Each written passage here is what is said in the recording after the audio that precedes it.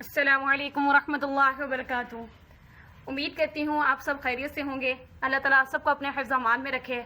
آج ہم سورہ یونس کا رکوع نمبر 11واں یعنی آخری رکوع پڑھیں گے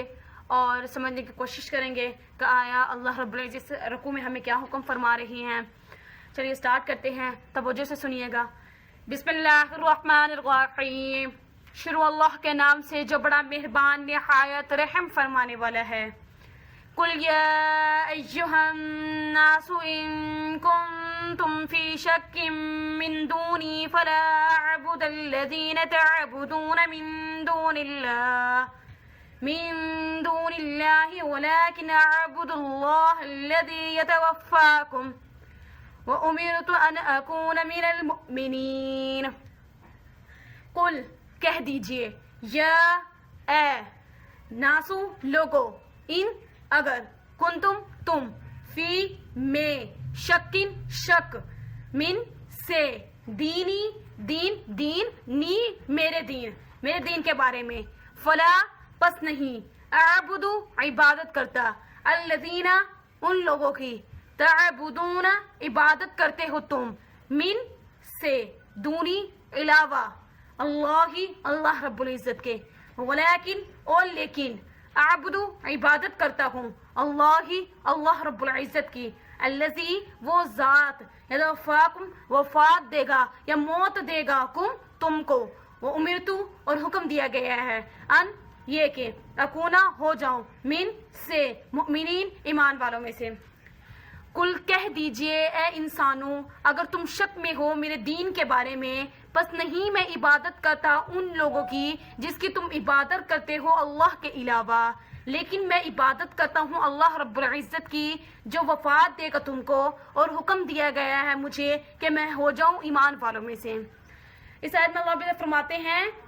آپ صلی اللہ علیہ وسلم کو کہ آپ لوگوں کو یہ بتا دیجئے کہ وہ جس دین کے بارے میں شک کر رہے ہیں، وہ جس دین کے بارے میں طرح طرح کی باتیں کر رہے ہیں، اس دین میں کوئی شک نہیں۔ یہ قرآن پاک تمام، یہ جو کتاب ہے تمام شک و شبہ سے پاک ہے، اس میں کسی طرح کا کوئی اختلاف نہیں یا کوئی رد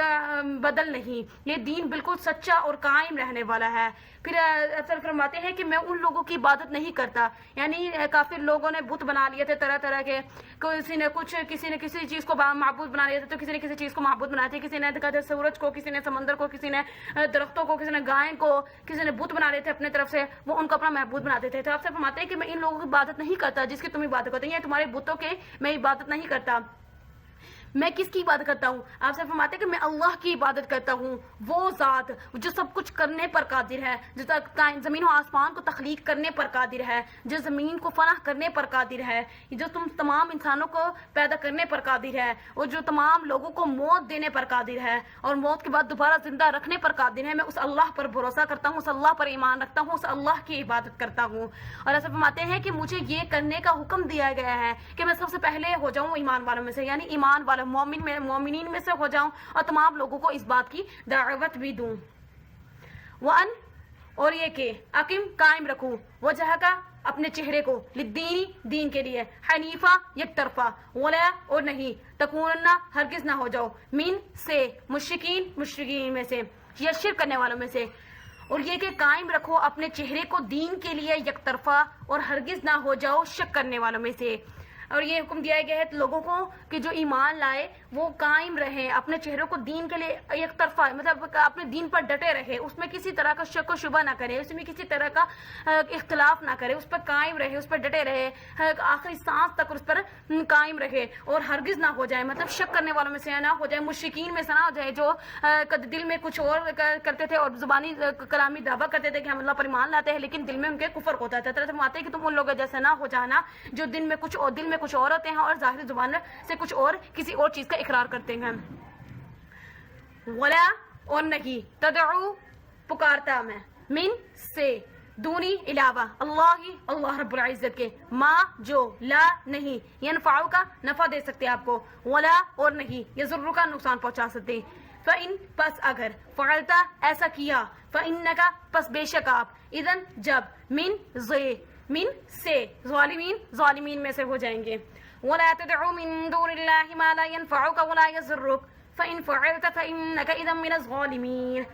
اور نہ پکارو اللہ کے علاوہ جو نہ نفع دے سکتی ہے آپ کو اور نہ نقصان پہنچا سکتی ہے. بس اگر آپ نے ایسا کیا بس بے شک اس وقت آپ ظالمین میں سے ہو جائیں گے. اللہ فرماتے ہیں کہ تم اللہ کے علاوہ کسی کو نہ پکارو، یعنی تم کسی پر یہ یقین یا بھروسہ نہ دکھاؤ کہ اللہ کے علاوہ کسی کے سامنے یہ ظاہر نہ کرو کہ یہ تمہیں نفع یا نقصان پہنچائیں گے. جن بتوں کو تم نے معبود بنا لیا وہ بھی تمہیں نفع دینے پر قادر نہیں ہے، وہ بھی تمہیں نقصان پہنچانے پر قادر نہیں ہے. یعنی اللہ رب العزت اگر تم سے کوئی چیز واپس لے لے یا رزق تم سے واپس لے لے تو وہ اس چیز پر وہ اس کی قدرت نہیں رکھتے کہ وہ تمہیں رزق دے دیں. اور اگر اللہ تعالیٰ تمہیں نفع پہنچانا چاہے اگر کوئی تمہیں تو کوئی بھی اللہ تعالیٰ کے اس فضل کو لوٹا نہیں سکتا. یعنی اللہ کے علاوہ کوئی بھی ہے نہیں ہے جو تمہیں نفع دے سکتا ہے اور نہ ہی نقصان پہنچا سکتا ہے.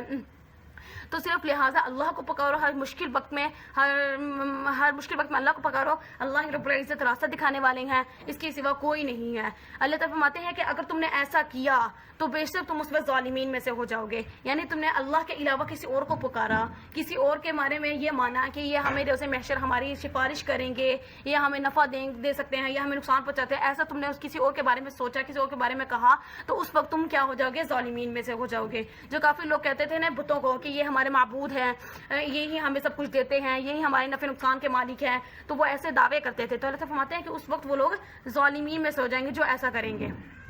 وَإِن اور اگر یمسس پہنچائے گا اللہ رب العزت بذرن تکلیف فلا پس نہیں کاشفہ دور کر سکتا لہو اس کو کوئی الا مگر ہوا وہی. وَإِن اور اگر یرید کا ارادہ کر لے بخیر بھلائی کا فلا پس نہیں راد لٹا سکتا لفضلہ اس کے فضل کو کوئی یصیبو پہنچاتا ہے بھی اس کو من یشاء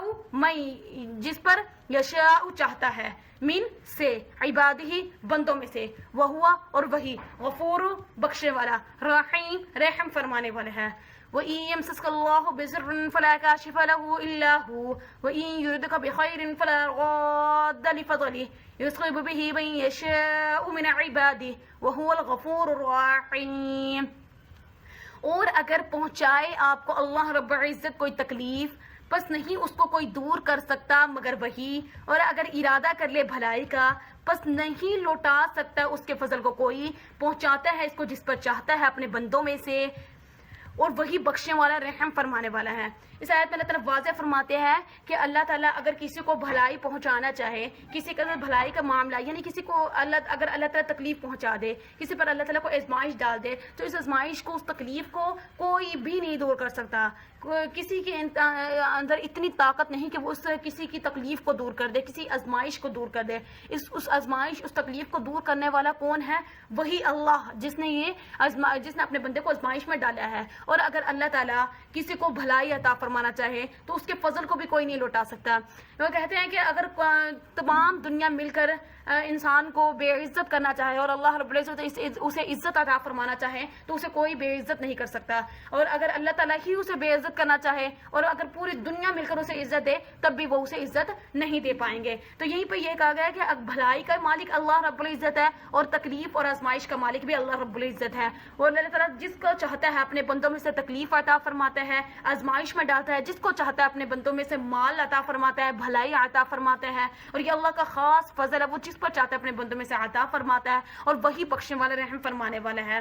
ہم میں سے کچھ لوگوں پر اگر کوئی آزمائش یا کوئی تکلیف آ جائے تو ہم پریشان ہو جاتے ہیں اور اللہ تعالیٰ سے مانگنے کے بجائے لوگوں کے سامنے گڑ گڑا رہے ہوتے ہیں، لوگوں کو اپنے دکھ سنا رہے ہوتے ہیں. ایسا نہیں کرنا چاہیے. وہ آزمائش میں بھی اللہ رب العزت ان لوگوں کو جانتا ہے جن سے اللہ محبت کرتا ہے. اللہ تعالیٰ جب ہم پر کوئی آزمائش ہے تو آپ لوگ یہ سوچا کریں کہ اللہ ہم سے محبت کرتا ہے چنانچہ ہمیں اس آزمائش میں ڈالا ہے. اس آزمائش سے نکلنے کا بھی راستہ رب کریم خود ہی دکھائیں گے. اس پر صبر کرنے کی توفیق کی دعا کیا کریں اور صبر کے ساتھ اللہ سے پہلے دعا کر کے اللہ سے مانگا کریں اور پھر کوئی رستہ تلاش کیا کریں. انشاءاللہ اللہ کوئی رستہ ضرور دکھائیں گے. اور اللہ تعالیٰ بھلائی کا مالک ہے. اللہ تعالیٰ اپنے بندے پر اس کی طاقت سے زیادہ کبھی ذمہ داری نہیں ڈالتے. اللہ تعالیٰ قرآن مجید واضح فرماتے ہیں کہ ہم اپنے بندے پر اس کی طاقت سے زیادہ کبھی بوجھ نہیں ڈالتے. تو اللہ تعالیٰ تو 70 ماؤں سے بڑھ کر محبت کرنے والے ہیں. وہ اپنے بندے کو آزمائش میں کیسے زیادہ دیر تک رکھ سکتا ہے؟ اور اللہ تعالیٰ اپنے بندوں کو آزمائش میں اسی لیے ڈالتا ہے کہ بندہ اپنے رب کریم کے قریب ہو سکے، اپنے رب سے ملاقات کر سکے. اور اللہ فرماتا ہے کہ یہ اللہ کا خاص فضل ہوتا ہے اور وہ جسے چاہتا ہے اپنے بندوں میں سے عطا فرما دیتا ہے اور وہ اس کے ذریعے اپنے بندوں کے گناہوں کو بخش دیتا ہے اور ان پر رحم فرماتا ہے. جب انسان تکلیف میں مبتلا ہوتا ہے تو اسے اللہ رب العزت کی یاد آتی ہے، وہ اپنے گناہوں کی توبہ کرتے ہیں، اللہ سے دعا کرتے ہیں، اللہ کے قریب ہوتا ہے، اللہ تعالیٰ اسے بخش دیتے ہیں اور اس پر خاص رحم فرماتے ہیں۔ کل کہہ دیجئے، یا اے ناسو لوگو، قد تحقیق، جاءکم آ چکا، کم تمہارے پاس، حق من سے، ربکم تمہارے رب کی طرف سے، فمن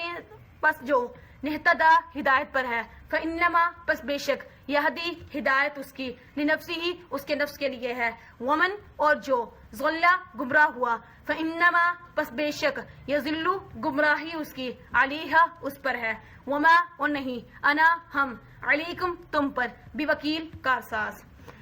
کل کہہ دیجئے اے انسانوں، تحقیق آ چکا تمہارے پاس حق تمہارے رب کی طرف سے، پس جو ہدایت پر ہے پس بے شک اس کی ہدایت اسی کے نفس کے لیے ہے، اور جو گمراہ ہوا پس بے شک اس کی گمراہی اسی پر ہے، اور نہیں ہے ہم تم پر کارساز۔ اللہ تعالیٰ فرماتے ہیں کہ نبی پاک کو کہ آپ لوگوں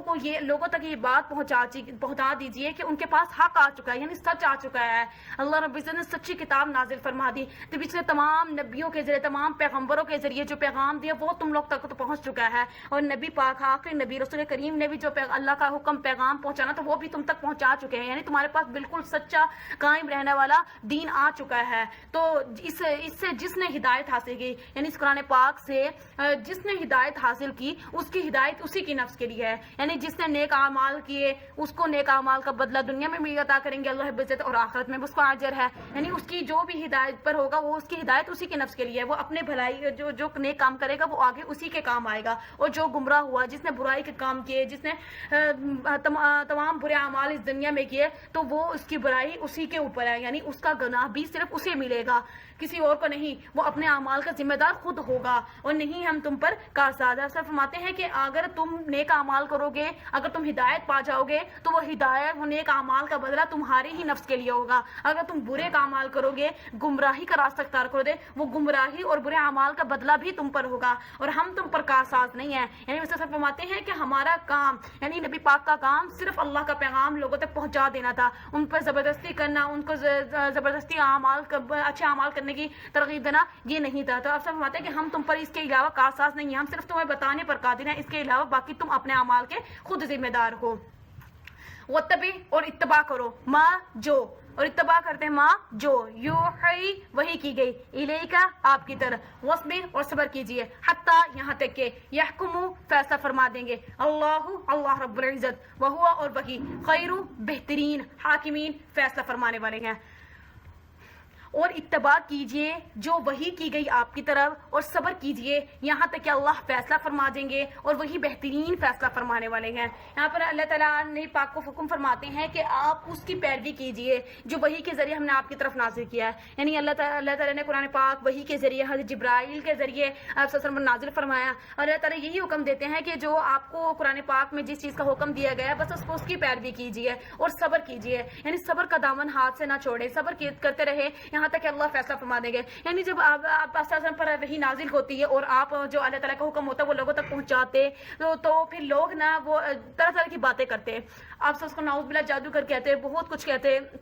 اللہ تعالیٰ کے بارے میں طرح طرح کی باتیں کریں، اللہ کے آیات کے بارے میں طرح طرح کی باتیں کرتے ہیں، جس کی وجہ سے آپ کا دل بہت تنگ ہو جاتا ہے، مطلب آپ مایوس ہو جاتے ہیں۔ تو پھر اللہ تعالیٰ آپ صلی اللہ علیہ وسلم کو حوصلہ دیتے ہیں کہ آپ صبر کیجئے، ہم آپ کے ساتھ ہیں، آپ صبر کے ساتھ بس جو آپ کی طرف وحی کی جا رہی ہے بس اس کی پیروی کرتے رہیں یہاں تک کہ اللہ فیصلہ فرما دیں گے، یعنی اللہ ان تمام کافروں کے بارے میں فیصلہ فرما دیں گے جو جان پوچھ کر ایمان اختیار نہیں کر رہے، جو طرح طرح کی باتیں کر رہے ہیں، ان کے بارے میں اللہ رب العزت فیصلہ فرما دیں گے، اور وہی بہترین فیصلہ فرمانے والے ہیں۔ بے شک اللہ رب العزت سے کوئی بھی بہتر فیصلہ فرمانے والا نہیں، وہ تمام عدل کرنے والوں میں سے بہترین عدل کرنے والا ہے، اور بے شک وہ کسی پر ناانصافی نہیں کرتا، اور وہ بہترین فیصلہ فرمانے والا ہے، بے شک اس میں کوئی شک نہیں۔ الحمدللہ آج ہماری سورۃ یونس مکمل ہو گئی، امید کرتی ہوں آپ سب کو سمجھ آئی ہوگی۔ اس سورت کو، پوری سورت کو دہرائیے اور ایک بار پھر ترجمے کے ساتھ پڑھیے، اور پھر غور کیجئے کہ آیا کوئی غلطی رہ گئی ہو، اللہ تعالیٰ اس کو معاف فرمائے اور اس کو ٹھیک کرنے کی توفیق عطا فرمائے، اور ہمارے پڑھنے کو قبول فرمائے، آپ کے سننے کو قبول فرمائے۔ اور آج اس کو پوری سورت کو ریوائز کر لیجئے. انشاءاللہ کل ہم نیکسٹ سورت سٹارٹ کریں گے اور پھر آگے سمجھیں گے کہ ان اگلی سورتوں میں اللہ تعالیٰ کیا کیا حکم دے رہے ہیں. اور میری ویڈیو کو زیادہ زیادہ شیئر کریں تاکہ تمام لوگ اس کے ساتھ جڑ سکیں, قرآن پاک کا ترجمہ پڑھ سکیں اور اس کو اچھے طریقے سے پڑھیے. اللہ تعالیٰ ہم سب کو اس پر عمل کرنے کی توفیق عطا فرمائے, اس کے ساتھ جڑے رہنے کی توفیق عطا فرمائے. آمین ثم آمین. اللہ حافظ.